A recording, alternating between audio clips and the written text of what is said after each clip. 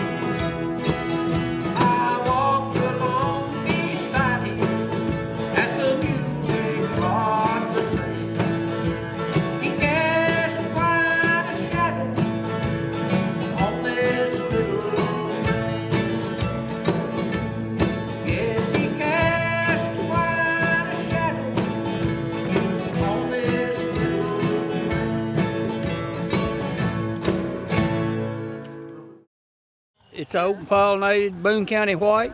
It's an old time corn what we raised when I was a kid. You know, that's what my dad raised. Here's one of the ears. This actually is a shorter ear than what it usually gets. It usually gets out here 18 to 20 inches long, and they use it to make cornmeal, feed their animals, a lot of different things. They even made certain types of oils out of it back when I was a kid. You know, it's been so long since I was a kid, I can't remember everything that they did with it. But right, and they would roast it when it's greener. They would roast it. We eat them as roasting ears. Back when I was a kid in the 50s, 60s, we didn't have the sweet corn that we have now. And so this, you know, everybody, what we would do, we would all go to the cornfield and we would rob somebody's corn, roasting ears. There'd be 4 or 5 of us boys, and we would build a fire and we would roast these ears on that fire. And we sat there and that was a picnic for us, you know. We didn't have stuff like we did today, so we had to do what we could do, you know. Right. And so that's one of the things that we done. I always remember the roasting ear parties that we had as the kids, you know, roasting those ears. We'd go out in the field, and yeah, most of the ears would be another 4, 5, 6 inches longer, you know. And, wow. And, would it set 2 ears on a stalk? Yeah, most of it had 2 ears on a stalk, yep. and most of the ears were about the same, you know. Okay. One would be just a little bit bigger than the other. And then we would take the corn and shell it and put it in the freezer and keep it till next year, and then we replant it. And that's how we did our seed. We even share our seed with the neighbors, you know. Yep. And that's the way everybody operated back then, and so it was a good way of life. I try to keep this type of life going, and I'm glad that Homeplace has made me a part of it. I take care of the plow days now, and I'm just so thankful for the board for making me a part of it, that I can keep this stuff going as much as I can. You know, I promote this every day of my life, and this year has been a good year for promoting old times.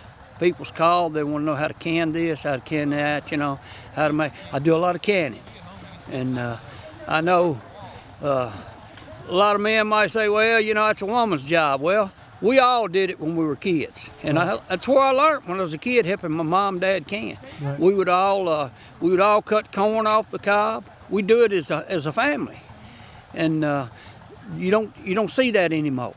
And so I raised my kids that way, and they still come out and help me, you know, want to help do it that way. They miss the times that I raised them in. When you guys were picking corn, it wouldn't be quite like this. It would be fewer people in the field. It would be 2 or 3 people, and we would have big stalks, tall stalks. It would get 12, 14 foot tall, and we would start down the outside row, and we pick like 3 or 4 rows, and then we would get over and pick 3 or 4 more. A lot of times, my job was to pick the down row. Now, what the down row is you got 2 rows on this side, and 2 rows in the middle, and 2 rows on the other side. And I'd be one on the right side and one on the left side.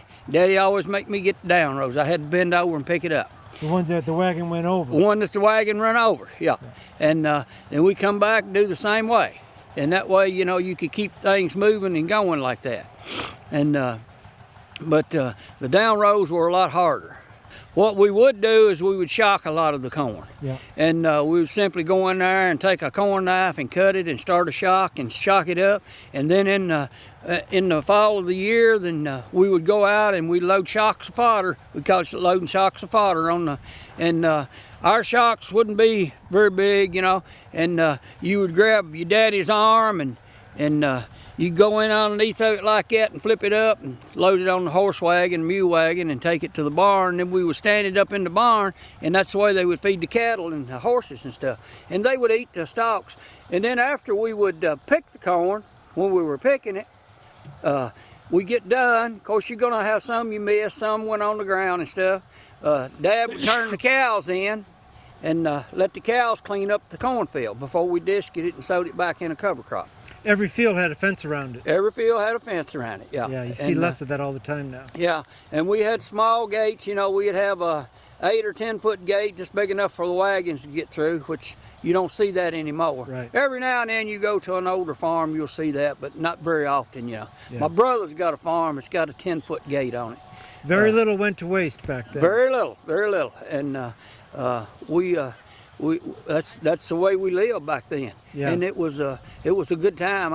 And you wouldn't go to town to buy fertilizer. The fertilizer come off the farm. Come off the farm, and you had a manure fork, and you had a horse spreader, and you get in there and you take that manure fork and you start at the door and start working back, get your place started, and then you turn around and you work it back as you go and throw your manure and then take it out and spread it.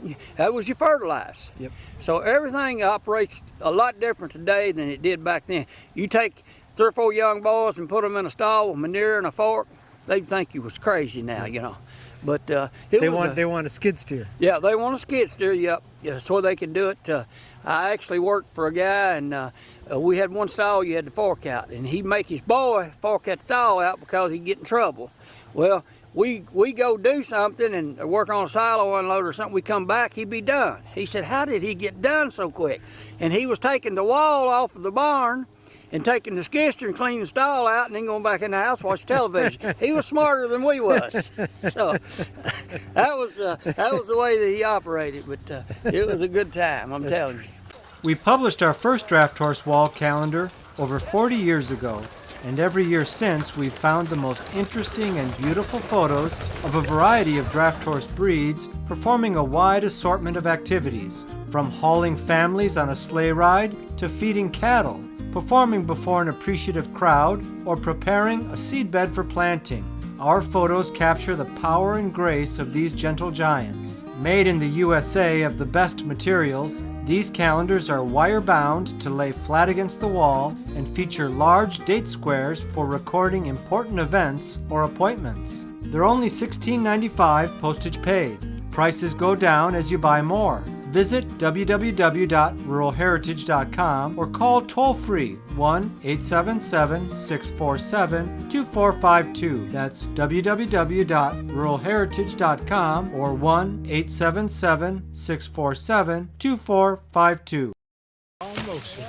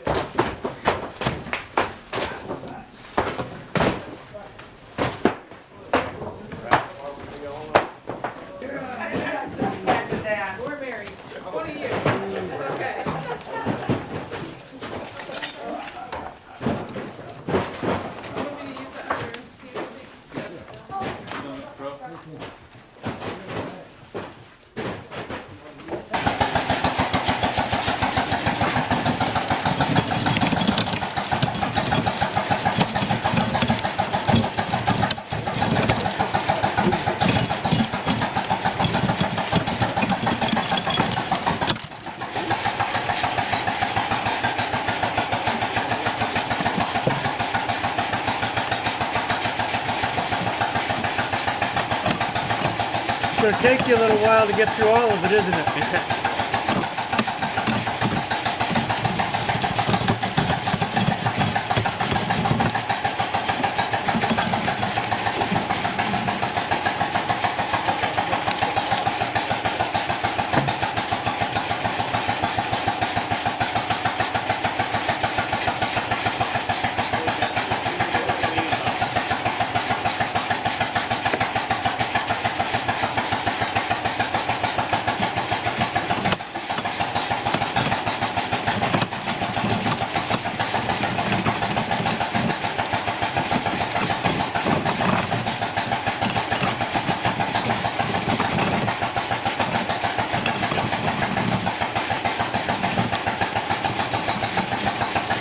A little bit of work, isn't it?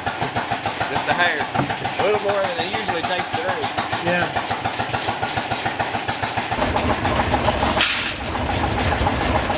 Is it milling pretty good? Is it dry enough?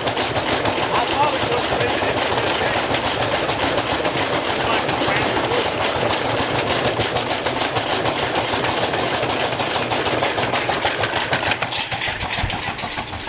All right. They could have run it off a tractor Or You know. an engine like that. or a stationary engine somewhere. I figure that mill's probably 100 years old. But now that engine's not that old. Did you have to do any work to it after you bought it, No. or it was ready to go? It was ready to go. Is it adjustable? Can you change the coarseness of the? You can adjust how fine you grind it. Yeah, so you can get grits if you want. Yeah. Why'd you get it? I just love this old stuff. Yeah. You get the chance to use it very much? No, not really. I take it to a show every once in a while. Sure. I've had it here before. I've had it at Summersville. I don't take it out a lot, but it's an eye tester when you do take it out. Right, absolutely. Yeah, absolutely. Hi, I'm Joe Mishka of Rural Heritage Magazine. I'm on location of one of the many events we cover that celebrates our rural heritage.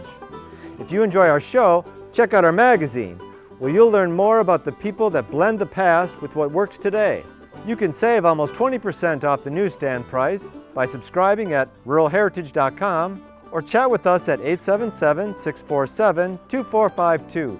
That's toll-free, 877-647-2452. You the baker? I guess so. Yeah, so far, making hoe cakes.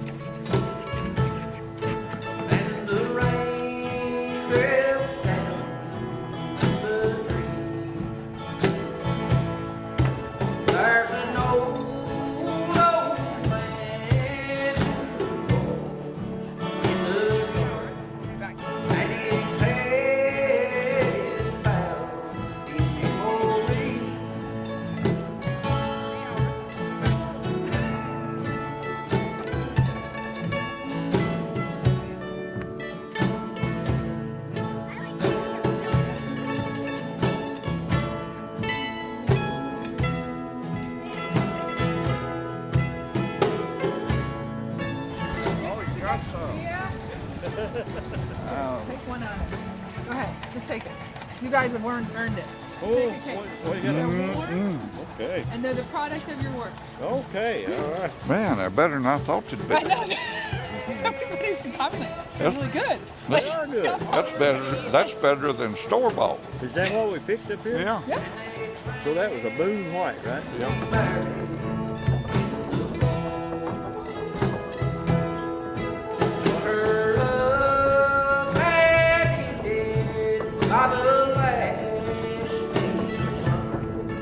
Now the house stood empty after all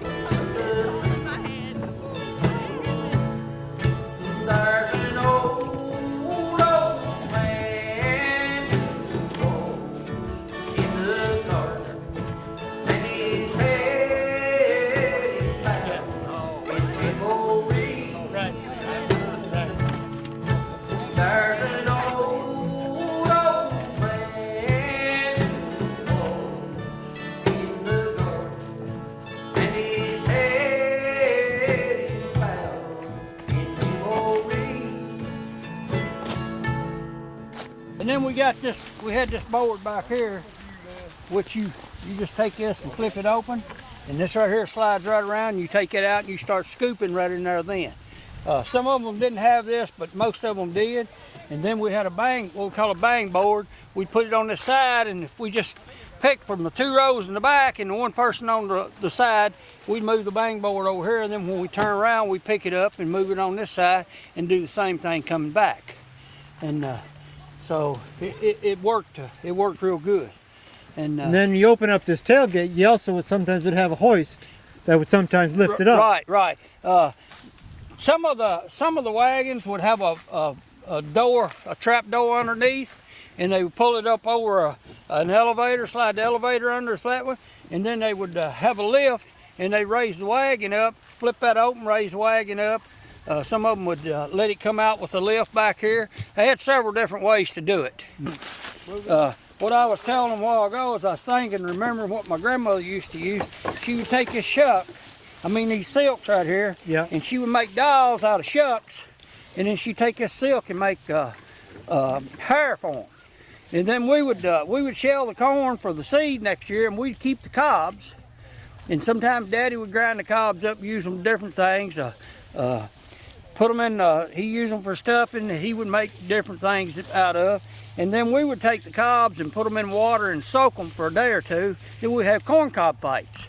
And then also, we would take the cobs when we were home, and we'd have like a gallon can of coal oil, and we'd stick that cob down in there and leave them for a day. And then when we get ready to start a fire next morning, we'd take a cob or two and put it in there and light it, and that coal oil just take right off burning. Sit there and burn and get the wood on fire. So we utilized the whole ear of corn. Yep. We used it for something. My grandmother, she made many dolls, and you'd have shucks that would be darker red, and they'd have different color hair. She'd even use the ends and put them together and use them for black in the front, and then put this hanging down. And back in those days, we utilized everything we had. We had to get by. Yep. And like I say, neighbors would help neighbors, and it was a great way of life for all of us. And that's why I'm trying to keep this thing going. This program is available for purchase. To order your copy, please call 319-362-3027 or visit www.ruralheritage.com. Rural Heritage is a bi-monthly magazine dedicated to draft animal farming and logging, as well as other aspects of our rich rural heritage. It is published by Mishka Press, which also offers a complete line of back-to-the-land books, DVDs, and calendars. Call or write for a catalog or subscription information, or visit our website at www.ruralheritage.com.